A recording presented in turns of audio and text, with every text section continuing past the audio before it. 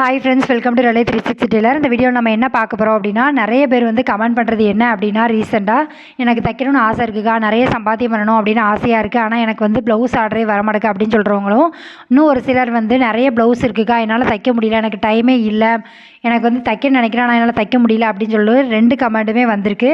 நான் 2 பேருக்குமே ரிப்ளை பண்ணணும்னு ஆசைப்பட்றேன், அதனால தான் இந்த வீடியோ எடுத்தேன். எப்போவுமே நம்ம வீடியோவில் வந்து கட்டிங் வீடியோ இருக்காது, ஸ்டிச்சிங் வீடியோ தான் போட்டிருப்பேன். இன்றைக்கி வந்து கட்டிங் வீடியோ ரொம்ப நாள் கழித்து போட்டிருக்கேன். அதுக்கு என்ன ரீசன் அப்படிங்கிறது இந்த வீடியோவில் இருக்குது. நீங்கள் வீடியோவை ஸ்கிப் பண்ணாமல் முழுசாக பாருங்கள். இதில் சொல்கிற சின்ன சின்ன விஷயங்களை வந்து ஃபாலோ பண்ணிங்க அப்படின்னாலே உங்களாலேயுமே ஆர்டர் எடுக்க முடியும், எடுத்து ஆர்டரை முடிக்கவும் முடியும். ஃபஸ்ட்டு வந்து நிறைய ஆர்டர் இருக்குக்கா, என்னால் தைக்க முடியல, எனக்கு வந்து தைக்கணும்னு நான் நினைக்கிறேன், ஆனால் என்னால் முடியல, இன்றைக்கி வந்து முடியலன்ட்டு நாளைக்கும் என்னால் முடிய மாட்டேக்கு அப்படின்னு சொல்கிறவங்க, முதல்ல நீங்கள் யோசிக்க வேண்டியது உங்கள் டைம் வந்து எந்த இடத்துல வந்து வேஸ்ட் ஆகுது அப்படிங்கிறத செக் பண்ணுங்கள். கண்டிப்பாக வந்து ஃபோனை வந்து கையில் எடுக்காதீங்க. நான் எல்லா வீடியோவிலும் சொல்கிற மாதிரி தான், நீங்கள் வந்து ஒரு டெய்லராக இருக்கீங்க, ஒரு பிஸ்னஸ் பண்ணுறீங்க அப்படின்னா முதல்ல வந்து நம்மளோட வேலை, அதுக்கப்புறம் தான் ஃபோன் பார்க்குறது, நம்மளோட என்டர்டெயின்மெண்ட் எல்லாமே இருக்கணும். நமக்கு வந்து முக்கியமான வேலை இருக்குது, அதனால் நான் வெளியில் போகிறேன், அதுக்காக தைக்கல அப்படின்னு சொல்கிறது வேறு. நம்ம வீட்டில் வந்து வேலையெல்லாம் முடிச்சுட்டு தைக்கணும், நான் உட்காந்துருக்கேன்க்கா, ஏதாவது கால் வருது, நான் அதை பேசிக்கிட்டே வந்து அதுக்கப்புறம் எனக்கு டைம் எப்படி போகிறதுனே எனக்கு தெரில அப்படின்னு சொல்கிறவங்க நிறைய பேர் இருக்கீங்க.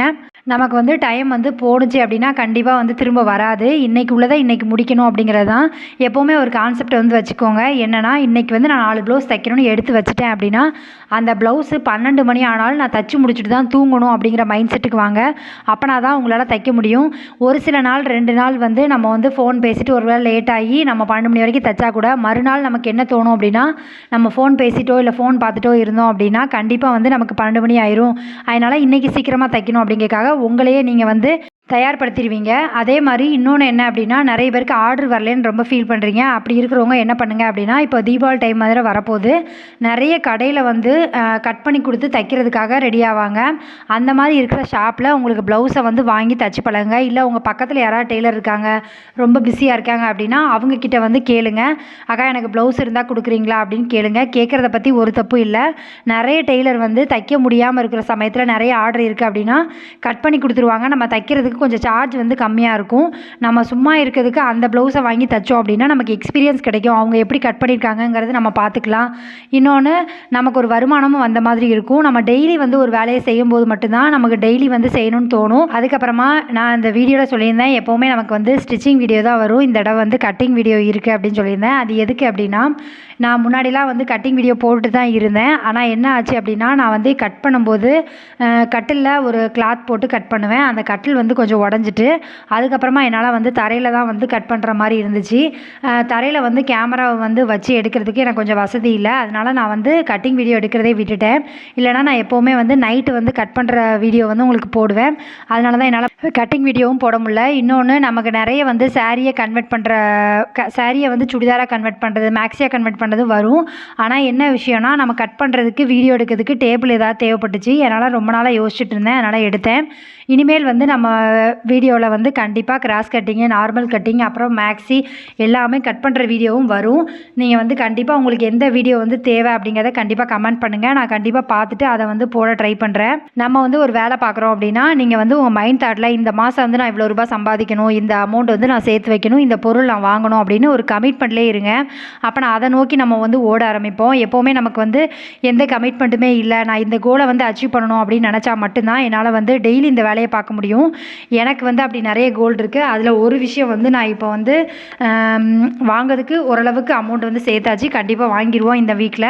நான் வாங்கிட்டு அது என்னங்கிறதையும் கமெண்ட் பண்ணுறேன். உங்களுக்கு ஒரு வீடியோலையுமே நான் சொல்லியிருந்தேன், உங்களை ரெகுலராக என்னை ஃபாலோ பண்ணுறவங்களுக்கு தெரியும், நான் ஒரு பொருள் வாங்குறதுக்காக நான் வந்து சேர்த்து வச்சுட்ருக்கேன் அப்படிங்கிற மாதிரி உங்களுக்கு கமெண்ட் பண்ணியிருந்தேன். நிறைய பேர் அதில் பாசிட்டிவாக கண்டிப்பாக நீங்கள் வாங்குவீங்க சிஸ்டர் அப்படிங்கிற மாதிரி சொல்லியிருந்தீங்க. அந்த நாளுமே வந்துருச்சு. எப்போவுமே நம்ம ஒரு இலக்கை நோக்கி நம்ம ஓடிக்கிட்டே இருக்கோம் அப்படின்னா நம்மளை அறியாமே நம்ம வேலை செய்ய ஆரம்பிப்போம். நம்ம வந்து வெளியில் போயிட்டோம், இல்லை வந்து எனக்கு நேரம் இல்லை அப்படிங்கிற சாக்கெல்லாம் விட்டுட்டு நம்ம வேலையை செய்ய ஆரம்பிக்கிறோம் அப்படின்னா கண்டிப்பாக வந்து நமக்கு ஒரு அச்சீவ்மெண்ட் இருக்கணும், இந்த இடம் வந்து நான் ரீச் பண்ணணும் அப்படிங்கிற மாதிரி நீங்களே உங்களுக்குள்ளே வைராக்கியமாக இருங்க. நான் வந்து டெய்லரிங் ஸ்டார்ட் பண்ண ஸ்டேஜில் என்ன பண்ணுவேன் அப்படின்னா, ஒரு மாதத்துக்கு 5000 ரூபாய் வந்து நான் வருமானம் சம்பாதிக்கணும். அதாவது 5000 ரூபாய் இல்லை, ஃபஸ்ட் ஸ்டார்டிங்கில் வந்து 1500 ரூபாய் ஞாபகம் இருக்குது. 1500 ரூபாய் வந்து இந்த மாதம் சம்பாதிக்கணும் அப்படிங்கிற மாதிரி தான் யோசிச்சுட்டு இருந்தேன். கொஞ்சம் கொஞ்சமாக நம்ம வளர நம்மளோட அமௌண்ட் வந்து அதிகமாகிட்டே இருந்துச்சு. இப்போ வந்து நான் மாதத்துக்கு மினிமம் மினிமம் வந்து ஒரு 20,000லேருந்து 25,000த்துக்குள்ளே நான் வருமானம் பண்ணணும் அப்படிங்கிற மாதிரி நோக்கி ஓடிக்கிட்டு இருக்கேன். எனக்கு அந்த அளவுக்கு தேவையும் இருக்குது, எனக்கு கமிட்மெண்ட்டும் இருக்குது. அதனால் நான் ஓடிக்கிட்டு இருக்கேன். நீங்களுமே உங்கள் முன்னாடி வந்து உங்கள் வீட்டோட சூழ்நிலை என்ன, உங்களுக்கு என்ன தேவை? நிறைய பேர் வந்து வாடகை வீட்டில் தான் இருப்பீங்க, சொந்த வீடு கட்டணும்னு ஆசை இருக்கும், இல்லை இடம் வாங்கணும்னு ஆசை இருக்கும், இல்லை பிள்ளைங்களுக்கு நகை ஏதாவது எடுக்கணும்னு ஆசையாக இருக்கும். அந்த மாதிரி விஷயங்கள்லாம் வந்து கிடைக்கணும் அப்படின்னா நம்ம கொஞ்சம் கஷ்டப்படுறத பற்றி தப்பே கிடையாது. இந்த காலத்தில் வந்து ஒருத்தர் சம்பாத்தியத்தை வச்சு வாழணும் அப்படிங்கிறது ரொம்ப ரொம்ப கஷ்டம். நம்ம இறுக்கி பிடிச்சி வாழ்ந்தால் கூட நம்மளால் அது வந்து சமாளிக்க முடியாது. அதனால் நீங்கள் வந்து கிடைக்கிற எந்த வாய்ப்பையும் நீங்கள் வந்து மிஸ் பண்ணாதீங்க. நான் வந்து பெருமைக்காகவோ இல்லை வந்து நீங்கள் வந்து என்ன ரொம்ப நல்ல பொண்ணு அப்படின்னு சொல்கிறதுக்காகவோ இல்லை. நான் நிறைய நாள் வந்து நாளைக்கு நான் ஊருக்கு போக வேண்டிய வேலை இருக்கும், இன்றைக்கி நைட்டு எல்லா வேலையும் முடித்து கொடுத்துருப்பேன். திடீர்னு ஒருத்தங்க வந்து நைட்டு ஒரு 10 மணிக்கு சோதனைக்காகவே எனக்கு யாராவது கால் பண்ணி ஒரே ஒரு ப்ளவுஸ் இருக்குது அதை மட்டும் தைச்சி கொடுக்க முடியுமா, காலையில் வேணும் அப்படின்னு கேட்பாங்க. ஆனால் நான் ஒரு நாள் கூட அந்த கஸ்டமரை வேண்டான்னு சொன்னதே கிடையாது. இந்த மாதிரி சம்பவம் நிறைய டைம் நடந்திருக்கு. நான் கூட நினைப்பேன் நம்ம ஊருக்கு போகிறது எப்படி தான் தெரியுமோ அப்படிங்கிற மாதிரி யோசிப்பேன். ஆனால் அந்த ப்ளவுஸை வாங்கி நான் 12 மணி ஆனாலும் தச்சு வச்சுட்டு தான் நான் வந்து போவேன். அதுக்கு காரணம் என்ன அப்படின்னா, நம்ம ஒரு ப்ளவுஸை வந்து கழிக்க ஆரம்பித்தோம் அப்படின்னா என் மனசில் தோன்றுறது எனக்கு அதனால் ஒரு 10 ப்ளவுஸ் வராமல் போயிடுவோம் அப்படிங்கிற மாதிரி நான் யோசிப்பேன். அதனால் எந்த டைமாக இருந்தாலும் சரி நான் வாங்கி தச்சு கொடுப்பேன். ஏன் அப்படின்னா நம்ம கிடைக்கிற ஒவ்வொரு வாய்ப்பையும் வந்து பயன்படுத்திக்கணும். இன்றைக்கி நமக்கு கிடைக்கி நம்ம இன்றைக்கி வந்து சம்பாதிக்கிற அளவுக்கு நம்ம இருக்கிறோம், நமக்கு நிறைய ப்ளவுஸ் வருது அப்படின்னா நம்ம அதை வந்து பயன்படுத்தி சம்பாதிக்க ஆரம்பிச்சிடணும். அதுக்காக மட்டும்தான் நான் வந்து எல்லா வீடியோவும் சொல்கிற மாதிரி எனக்கு வந்து ஸ்டார்டிங் ஸ்டேஜில் ரொம்ப ஸ்ட்ரகிள் இருந்துச்சு. ஏன்னா நான் வந்து தச்சு பழகுனதும் ஒரு கிராமத்தில் தான். அங்கே வந்து 25 ரூபா 30 ரூபாய்க்கு தான் ப்ளவுஸ் தைச்சிட்டு இருந்தாங்க. அப்போவும் நான் தச்சு பழகின காலத்தில் அப்போ வந்து புதுசாக வந்து தையல் பழகினவங்களுக்கு ப்ளவுஸ் கொடுக்கும்போது அவங்க வந்து 15 ரூபா 20 ரூபா இப்படி தான் கொடுப்பாங்க. அப்படிங்கும்போது அது எவ்வளோ கம்மின்னு பார்த்துக்கோங்க. அப்போலேருந்து இப்போ வரைக்கும் இப்போ வந்து நான் ஒரு ப்ளவுஸுக்கு வந்து 110 ரூபா கிட்ட வாங்குகிறேன். அன்னையிலேருந்து இன்னை வரைக்கும் வந்து என்னோடய உழைப்பு எந்த இடத்துலையுமே மாறல. நான் வேலைக்கும் போயிட்டு இருந்தேன். அப்போ கூட நான் வீட்டுக்கு வந்து நைட்டு வந்து ப்ளவுஸ் எங்கள் அம்மா வாங்கி வச்சுருந்தாங்க அப்படின்னா நான் தச்சு கொடுத்துருக்கேன். ஏன்னா ஒரு ப்ளவுஸ் வராதா அப்படிங்கிற இடத்துலலாம் நாங்கள் நின்றுருக்கோம். அன்றைக்கி தேவை வந்து நமக்கு அவ்வளோ இருந்துச்சு. உழைக்க மட்டும் நம்ம கஷ்டப்பட்டோம் அப்படின்னாலே நமக்கு வந்து நம்மளால் சம்பாதிக்க முடியாது. அதனால் கிடைக்கிற டைமை பயன்படுத்தி இன்றைக்கி பொழுது ஓப்பன் ஆச்சா, நம்ம வந்து இன்றைக்கி காலையில் எழுந்திரிச்சோமா, நமக்கு எத்தனை ப்ளவுஸ் வருது, எத்தனை ப்ளவுஸ் நம்ம கொடுக்க வேண்டியது இருக்குது, அந்த ப்ளவுஸை காலையிலே எழுந்திரிச்சோன்னா வீட்டு வேலை எல்லாத்தையும் முடிச்சுட்டு எல்லோரும் வேலைக்கு போகிறாங்க, ஹஸ்பண்ட் வந்து வேலைக்கு போவாங்க, குழந்தைங்க வந்து அவங்க வேலையை பார்க்கறதுக்கு ஸ்கூலுக்கு போகிறாங்க படிக்கிறதுக்காக. நம்ம வந்து என்ன வேலை பார்க்கணும் அப்படிங்கிறத வந்து நீங்கள் யோசிச்சுக்கோங்க. டெய்லி எழுந்திரிச்சோன்னே ஒரு பேப்பர் எடுத்து நான் இன்னைக்கு என்னென்ன வேலை பார்க்கணும், இந்த ப்ளவுஸ்லாம் நான் கொடுக்க வேண்டியது இருக்குது, எனக்கு இன்றைக்கி நாள் வந்து நல்லபடியாக நடக்கணும் அப்படிங்கிற மாதிரி பாசிட்டிவாகவே எப்பவும் இருங்க. வரலன்னு கவலைப்பட்டுட்டே இருக்காதீங்க. கண்டிப்பாக ஒரு நாள் வந்து உங்களுக்காக வரும். நீங்கள் உழைக்கிற உழைப்பு வந்து என்றைக்கும் வேஸ்ட் ஆகாது.